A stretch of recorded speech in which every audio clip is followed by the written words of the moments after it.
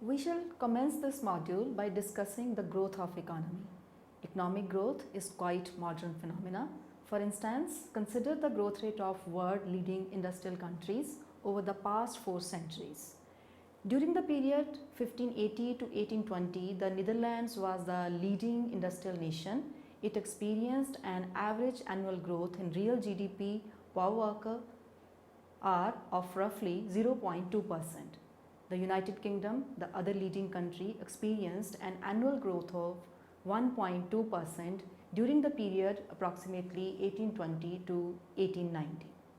Since 1890, the United States of America is considered to have usurped the leader seat, and its average growth rate during the period 1890 to 1989 was a relatively dramatic 2.2% a year. Clearly, by today's standard, even the fastest growing economy 2 centuries ago would be considered practically stagnant. According to one estimate, even the modest 2% growth, a nation's per capita gross domestic product doubles in 35 years. It shows the enormous potential that economic growth carries if sustained. Economic growth is the increase in the market value of goods and services produced by an economy over time. It is conventionally calculated as the percent rate of increase in real GDP. In economics, economic growth theory typically refers to growth of potential output, that is, production at full employment. As an area of study, economic growth generally distinguished from economic development. The former generally refers to the increase in per capita income, while the latter tries to focus on quantitative as well as the qualitative changes in nation's life. During the economic advancement, according to Kindleberger, economic growth means more output, while economic development implies both more output and changes in the technical and institutional arrangement by which it is produced and distributed. Growth not only involves more output derived from higher amounts of input, but also refers greater efficiency, that is, an increase in output per unit of input. Development goes beyond this to imply changes in the composition of output and in the allocation of inputs by sectors. After studying this module, you shall be able to know about basics of economic growth, economic development, factors affecting economic growth. Learn about the difference between economic growth and economic development. Identify the role of natural resources, capital accumulation, technological progress, population, human capital in the process of economic growth. Evaluate the impact of economic growth, measurement of economic growth, indices to measure the economic development, and analyze the impact of economic growth on ordinary population, economic growth versus economic development. Let us now understand the difference between economic growth and economic development. Economic development can be referred as the quantitative and qualitative changes in the economy. Arthur Lewis defined economic development as enlargement of the range of people's choices. Economic development focuses on the spectrum of spheres ranging from health, education, employment, safety, environmental sustainability, social exclusion, gender empowerment, infrastructure, and other activities. Whereas economic growth measured in terms of rise in GDP or market productivity. Consequently, Amartya Sen refers economic growth as a one of the part of economic development. The study of economic development was born out of an extension to traditional economics that focused entirely on national product or the aggregate output of goods and services, the latter known as economic growth. Economic development mainly concerned in expansion of people's entitlement and their corresponding capabilities, morbidity, nourishment, literacy, education, and other socio-economic indicators. Economic growth, that is more income, is only one of the things desired by the poor people. Adequate nutrition, safe water, better medical facilities, more and more better schooling for their children, cheap transport, adequate shelter, continuing employment and secure livelihood and productive remunerative satisfying job do not show up in higher income per head. There are even other non-material benefits that are often more highly valued by poor people than the material benefits, but they do not reflect in higher income figure. For instance, freedom to choose, movement, speech, safe working conditions, expressing cultural, regional, linguistic and religious identity, empowerment are some factors often more important than income. It is quite often observed in many parts of the world that economic growth can be rapid without the improvement in quality of life. In other words, per capita increase in GDP only benefits a small section of minority population and rest of the vast majority of population is deprived from the fruits of increased GDP. It led to concentration of wealth in few hands, stark inequality, existence of dual economy, where one section enjoyed the increased production of goods and services and remaining large section of population starving and yet to receive any benefits of higher GDP. Economic growth set the prerequisite condition for economic development. The economic growth accompanied by proper distribution of resources across the population, building institutional mechanisms which ensure qualitative change in the lives of people and environmental sustainability guaranteed the economic development. It has been observed that there is a positive correlation between incomes per head and indicators of human development. It does not refer that higher income led higher development, since many countries have achieved high human development at low level of income. This correlation depends on how additional income from growth is being used for public education, health and employment opportunities. Economic is indeed important, not for itself, but for what it allows a country to do with the resources that are generated, expanding both individual incomes and the public revenue that can be used to meet the social commitments. Initial endowments like distribution of assets are also important factors in determining economic development. If land is fairly distributed among the population and education is accessible for masses, then the benefits of economic growth can easily percolate down to the end of the population.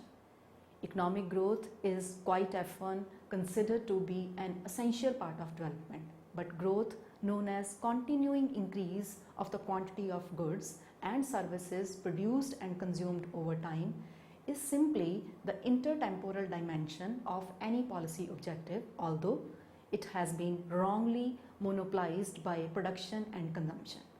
It should apply to poverty reduction, employment, investment, a more equitable income distribution, environment protection, leisure, and of course also to income. But once you specify for income, consumption and production, then what? To whom, by whom, for what and when, growth becomes the incidental result and not the objective of a sensible economic policy. Growth is too unspecified, abstract, aggregate and unbounded to be sensible objective of the policy. It also implies an infinite horizon without the limits to increases in income. What matters is the composition of national income, to what uses it is put, its distribution among the beneficiaries now and for the future generations, and with how much efforts and in what conditions it is produced. If and only if the extra resources resulting from growth go largely to the poor and if they are spent on public health and education, will a contribution to human development result? In measuring economic growth, the national income is a quite inadequate measure of human development for several reasons. It counts only goods and services that are exchanged for money, leaving out the account of large amount of work done inside family, mainly by the woman, and the work done voluntarily for children or older people or in communities. Public services are counted at their cost, so that doubling the wages of all public services appears to double their contribution to welfare or development. National income accounting does not distinguish between goods and the regrettable necessities like military expenditure or anti-crime expenditure, products needed to combat the bads. Addictive eating and drinking is counted twice. When the food and the alcohol are consumed and when large sums are spent on diet industry and on cures for alcoholism.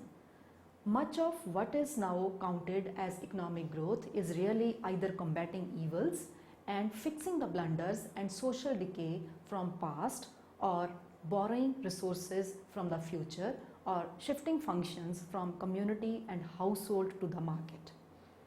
One more dimension that is untouched in discussion of economic growth is related to the gender issues.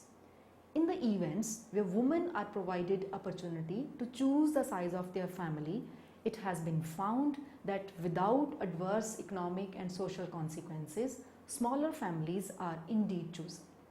With human development, through expanding education, especially for women and girls, the reduction in infant mortality, improved medical facilities led to significant fall in fertility rates among the women.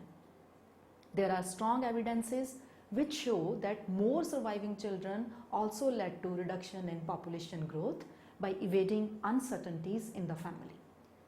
Human development is a powerful tool to curb the population growth, and reduced population growth open up the new ways of economic advancement.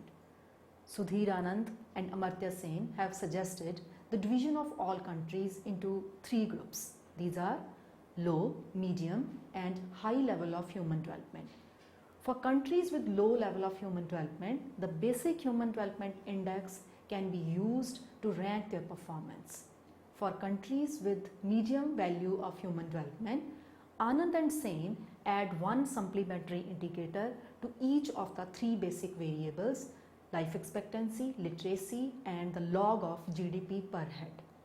In the longevity category, they add infant and child mortality, which is under 5 child mortality. In the education category, they add the secondary school enrollment, and income category, they add the incidence of income poverty in the country. Now moving on to discuss the factors affecting economic growth. First is natural resources. The principal factor determining economic growth of a country is the natural resources. A country suffering from non-availability of natural resources would not be able to develop rapidly. Having said this, it is also a recognized fact that presence of abundant resources does not guarantee the economic growth. It must be accompanied by proper exploitation of these resources. If the existing resources are not properly utilized or exploited, the country would not be able to develop. One of the main factors which ensure the utilization of resources is technological advancement. Therefore, natural resources can be put in right place to augment economic growth through introducing improved technology. As pointed out by the economist, that the value of resources depend upon its usefulness, and the usefulness of resources mainly depend on accommodating and updating the technology, which can be used as a mean to define its usefulness. It is often said that economic growth could be achieved even when the economy is inadequate in natural resources. One such country is Japan, which is even deficient in natural resources, but one of the developed countries of the world because it has been succeeded in forming human capital and discover new uses of its limited resources. A country which is considered poor in resources in one point of time may consider rich in resources after passage of time, not because of new avenues of resources are discovered, but equally because creating new resources and using limited resources in a more efficient way. Moreover, by importing those resources from other countries, it has been able to overcome the inadequacy of natural resources through using the superior technology and efficient management skills. Thus, for economic growth, mere presence of abundant resources is not enough. What is essential is their proper exploitation through improved technology and efficient management skills, so there would be little wastage of scarce resources. The second component is that of capital accumulation. The second and most important factor in economic growth is of course capital accumulation.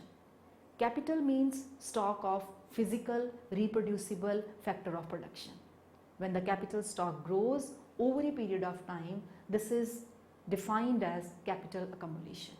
The process of capital accumulation is cumulative and self-sustaining provided three interrelated stages are preceded. Number one, the existence of continuous rise in savings. Number two, to use these savings for investment in capital goods. Number three, intermediaries to mobilize savings and divert them for investment. One of the prominent reasons of lower growth in underdeveloped countries is lower savings. Equally opposite in developed countries, higher savings ensure the capital formation and sustain continuous growth. Due to low propensity to save in least developed countries, voluntary savings are not sufficient to ensure the desired growth. Due to low level of income, poor countries are close to subsistence level of consumption, which led to low level of savings. In such circumstances, possibly to raise savings are dismal, and economic growth would rely on other sources of capital accumulation like external loans, grants or aid. Capital formation is the key component of economic growth. On the one hand, it ensures effective demand, while on the other hand, it creates productive efficiency for future production.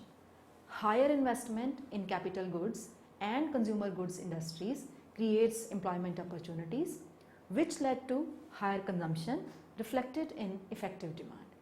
On the other hand, new avenues for capital goods open up the ways for productive efficiency in production.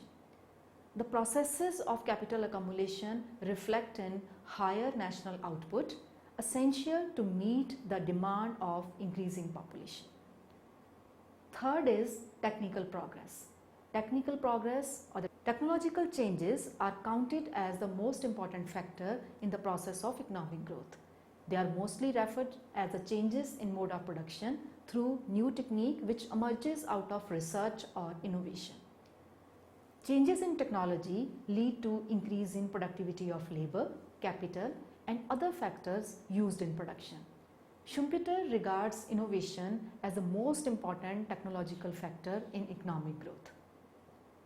Modern economic theories even assume that without technical progress, a country cannot sustain the growth in per capita income indefinitely. Due to low technical progress in the least developed countries, they are not able to break the vicious cycle of underdevelopment. Developed countries are succeeded in continuous adaptation of new technology due to higher spending in research and development activities. The fourth one is population. Population growth is also another important factor which affects the economic growth.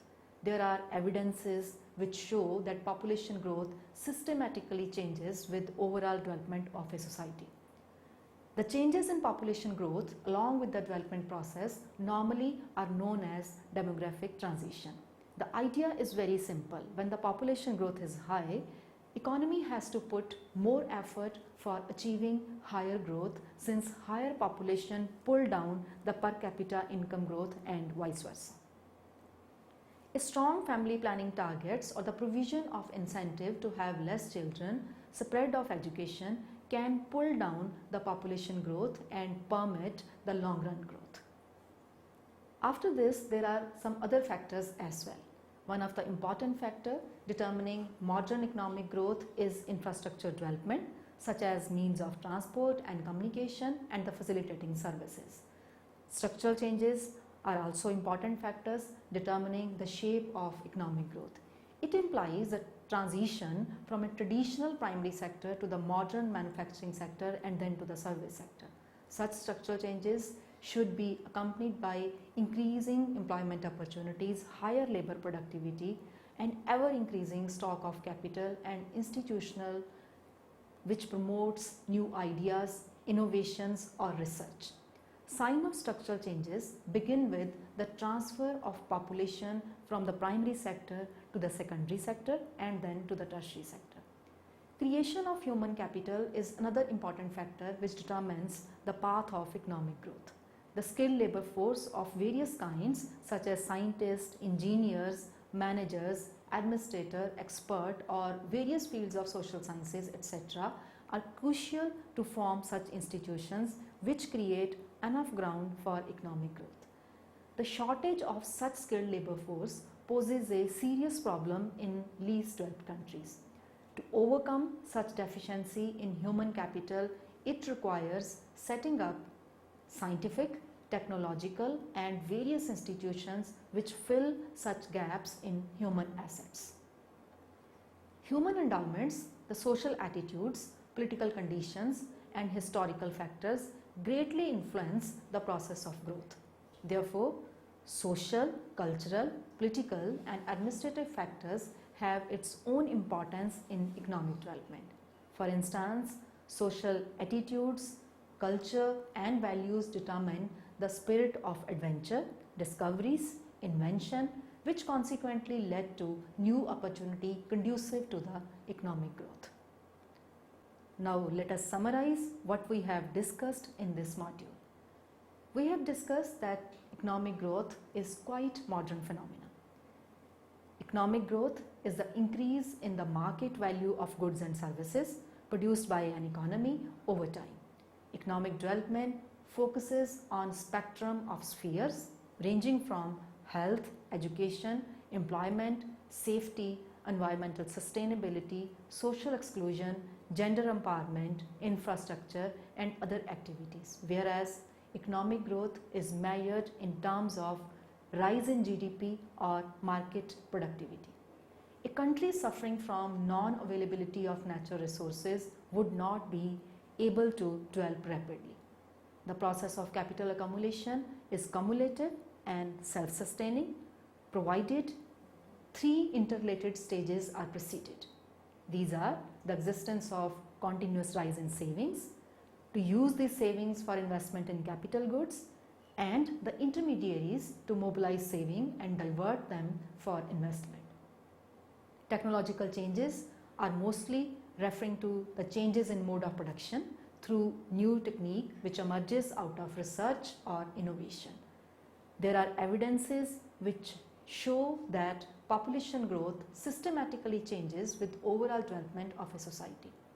The skilled labor force of various kinds such as scientists, engineers, managers, administrator, expert on various fields of social science, etc.